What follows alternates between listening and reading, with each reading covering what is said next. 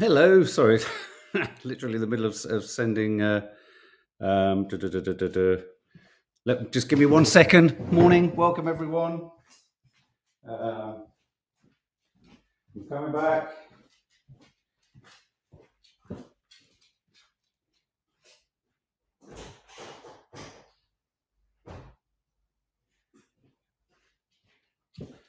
Coming back.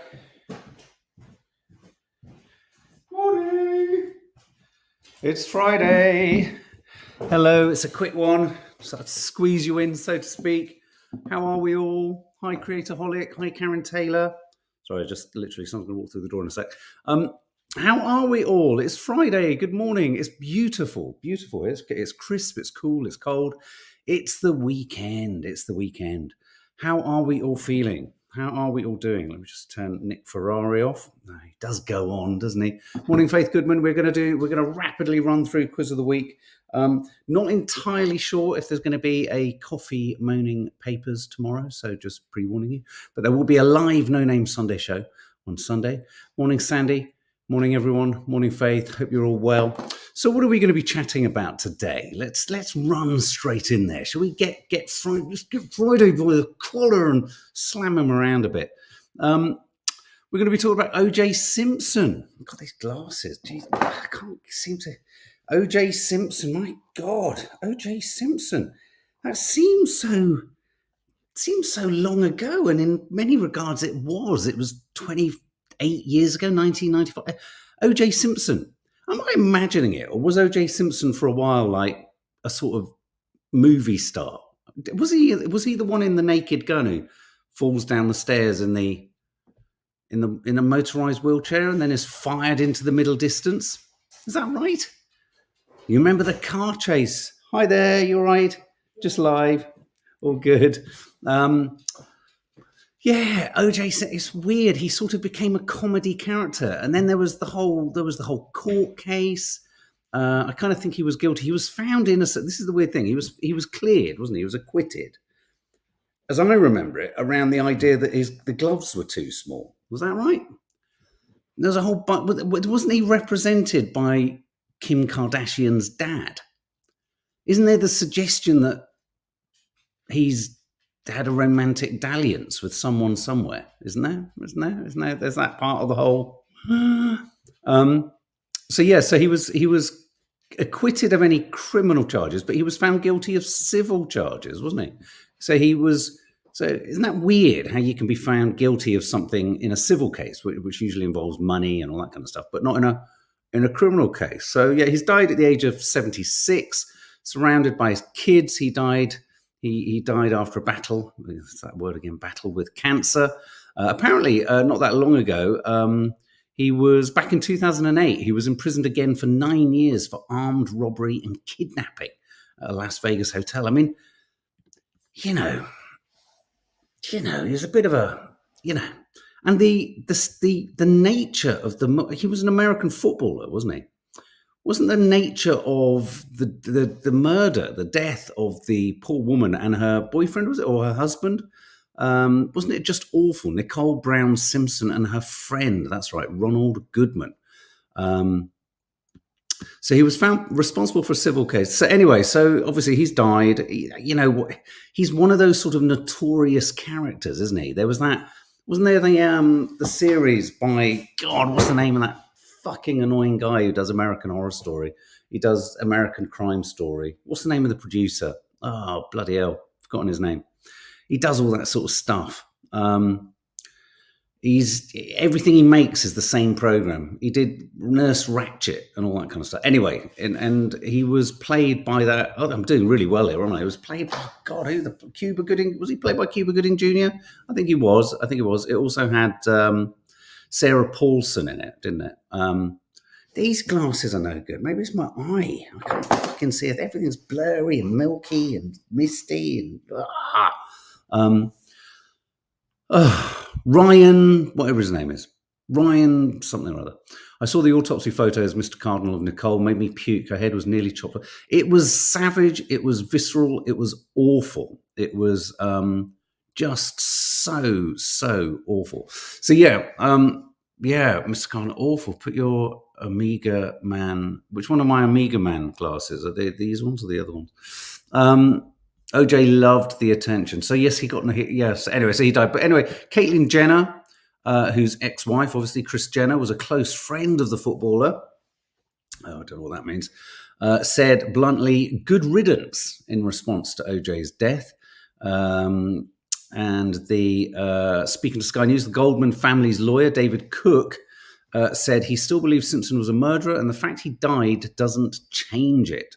So no love lost there whatsoever.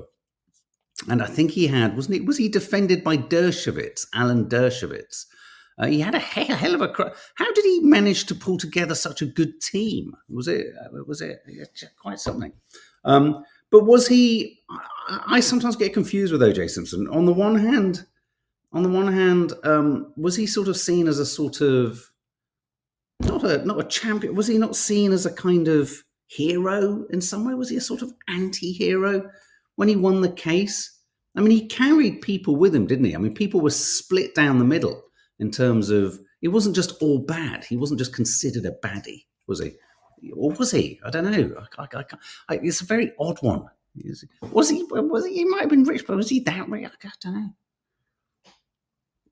She wasn't a friend of Simpson. Chris was the friend of his ex, Nicole. So was anyone found guilty of the murders? No, he was just found guilty in a civil case. That's interesting, isn't it? It's like, well, if he didn't, who did? Case was an indictment of LAPD. I mean, I have to say, what's the name of the producer? Ryan Murphy. That's it, Ryan Murphy. He produced the show. It was a good show. We watched it. We liked it. The wigs were bad, but it was good. So that's big news today. OJ Simpson. Keir Starmer's going nuclear. I just want to pop this up, really. I just want us all just for a minute, just to sit and just look. We are Siamese, if you please. Ba-dum-dum-dum. We are Siamese, if you don't please. Ba-dum-bum-bum. You are dashing. Ba-dum-dum-dum. Those eyes, those dark, deep, soulful, expressive, humanitarian, feeling, empathetic eyes. Is there anything in there? I mean, obviously there's something in there. There's grey matter. He's bright. He's sharp-ish. Get used to that. We're going to have to look at that geezer. That's our geezer for the next 5 years. That's our geezer. Anyway, why am I talking about him? I found this photo and I find it alarming sometimes how little there can be behind people's eyes. You know, you look at someone's eyes and there's just nothing there. And it's the shark attack eyes. Let me just move this way so the light is a bit better. It's the shark attack eye. His eyes are inexpressive. It's just, we are Siamese, if you please. Ba-dum-dum-dum. We are What's the name of the animal? Was it in Jungle Book? The snake. Look at me, and it does the kind of. They're hardly ensnaring or kind of magical, but I think what's alarming me, and the reason I keep plopping up a photo of his stupid face, is I can't get over how there's nothing in those eyes. Sorry, I just wanted to share that with you. But anyway, so Keir Starmer, he's pledged to maintain. He's going to spend 2.5% of GDP. He's going to build nuclear weapons. He's going to keep the nuclear deterrent going. Look, let's face it. Who believes in the nuclear deterrent? I mean, okay, so look, everyone in the world's like, we won't fire one at you. I mean, I think if Putin knew that no one else had one, I think he would have used them. I think there is a thing called a nuclear deterrent. Faith Goodman, nuclear missile, I think, is not a right idea, as we will never have as many as Russia.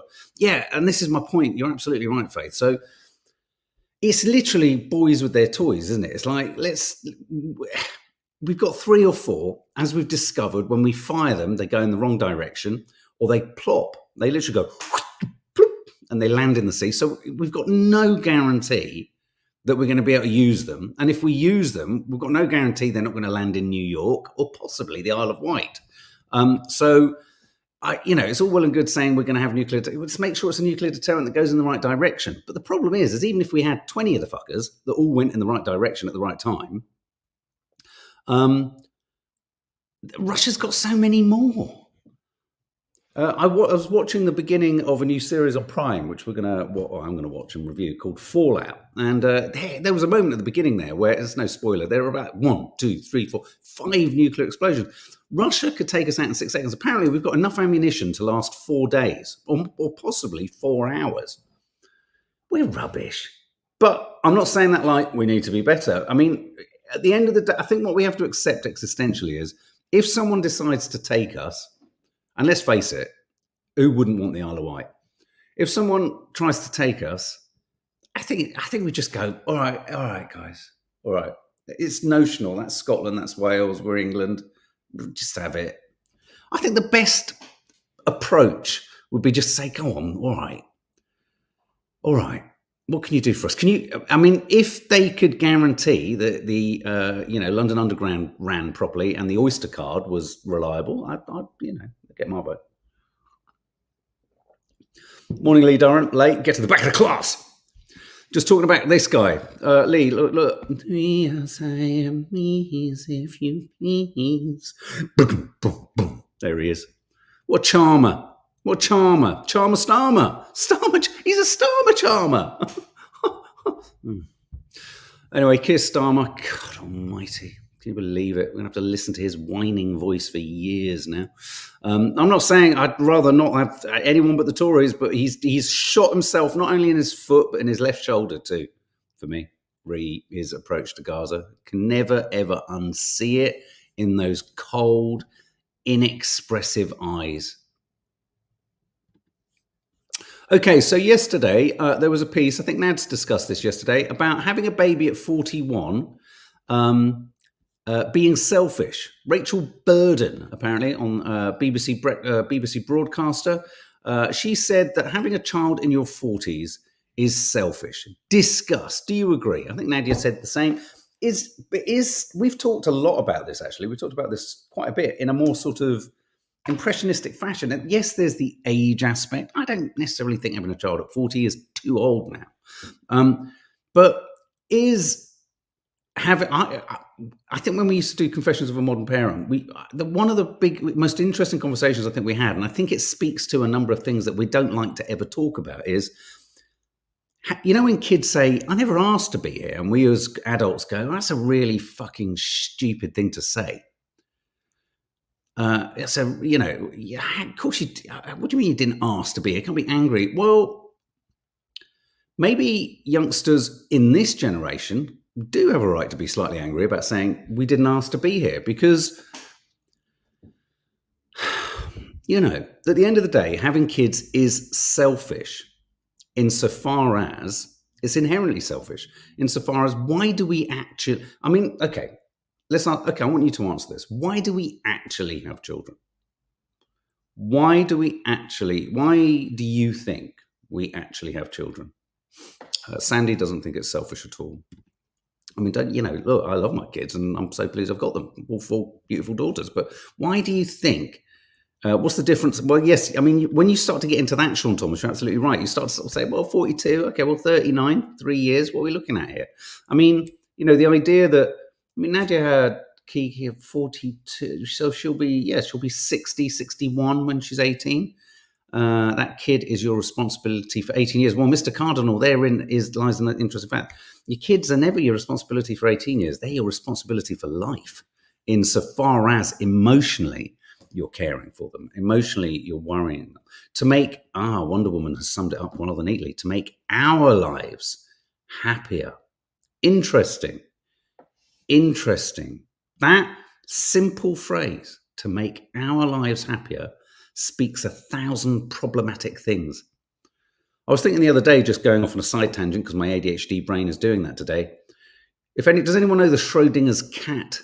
Is it a nuclear astrophysicist philosophical thing? The idea that if there's a cat in a box, but you can't see the cat in the box, is there a cat in the box? Maybe there isn't a cat in the box. I think that's a gross simplification.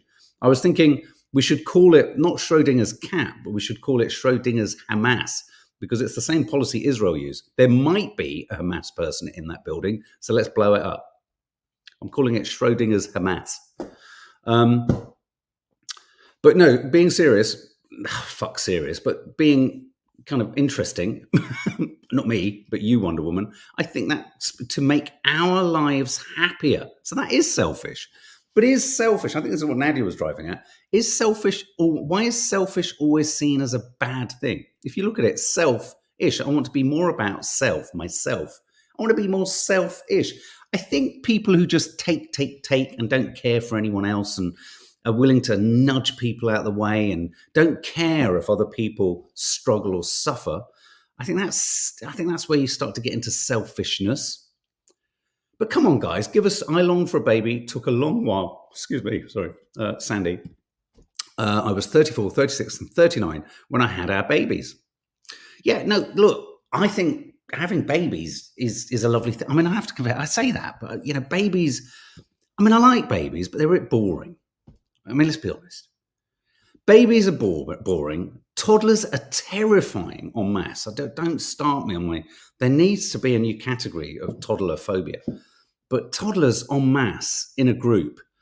I was saying to one of my girls the other day, I said, if you were to put your hand, not that you should, and I'm not advocating this, but if you were to, I don't know, push a toddler in the face, get away from me, it would be so sticky, wouldn't it? And the other thing is that toddlers have the capacity to ask those questions that sociopaths ask, which is, they'll come up to you and they'll look at you and they'll say something like, why have you got long hairs coming out of your whatever?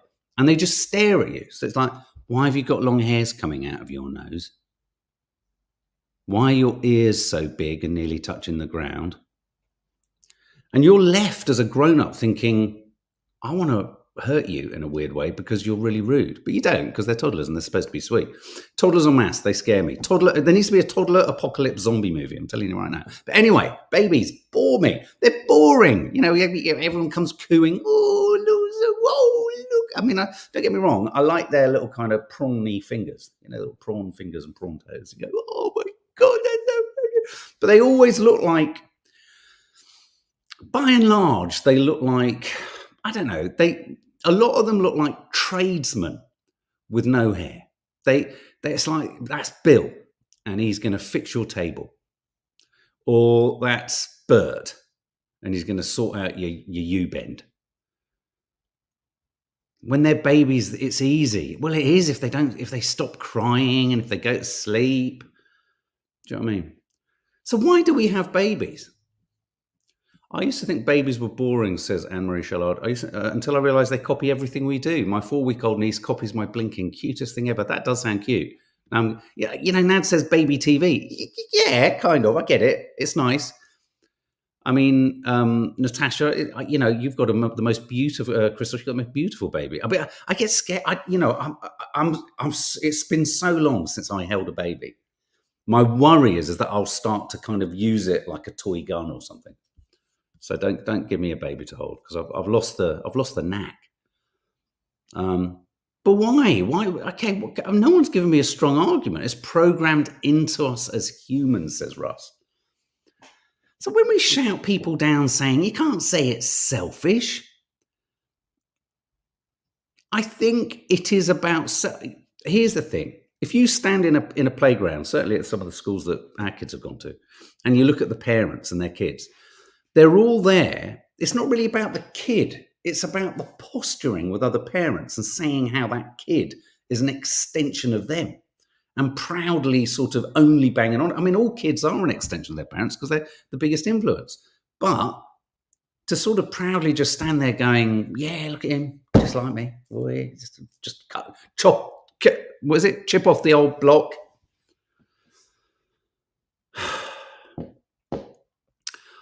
I think we have babies. If we were to drill into it in a meaningfully philosophical fashion, I don't think the answers are good. That's all I'm saying. I don't think they're half as good. Anyway, let's talk about Brian Johnson. Does anyone know who Brian Johnson is? Would anyone here like to live forever? Does anyone here want to look younger? I think we'd all like to look younger, wouldn't we? But okay, well, look, check this out. This is Brian John. Brian Johnson is the guy who spends something like 2 million a year, is it, trying to look young? And he shared some images of his face online, and then very bravely on Twitter, X, formerly Twitter, said, I'm transitioning. Which image? And then he asks them to say, in which do I look the youngest? I mean, you don't court controversy if you're trying to prove the plastic man, says Lee Durrant. Okay, so what we're going to do now is I'm going to show you. This is him. That's him in 2018.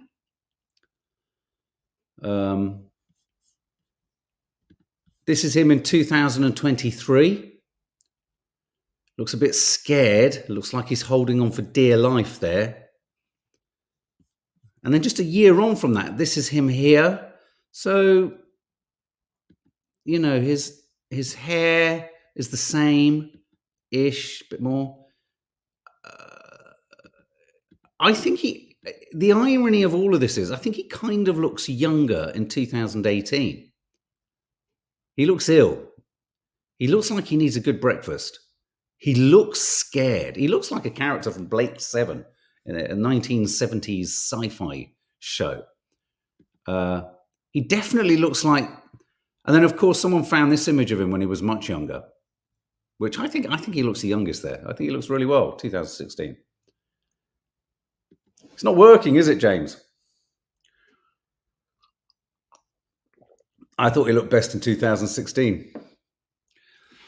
He does a press up on the air. He's just crazy. He's just crazy. Many responses underneath his images say that he looked better in the earlier vision of himself. Someone said he's tried to stop aging and he's proceeded to age quickly. I don't know. You can't stop aging. Just go with it. I know, it's weird, isn't it? Does anyone remember that Death Becomes Her, where they kind of like were dead and then they kind of kept sort of like, you know.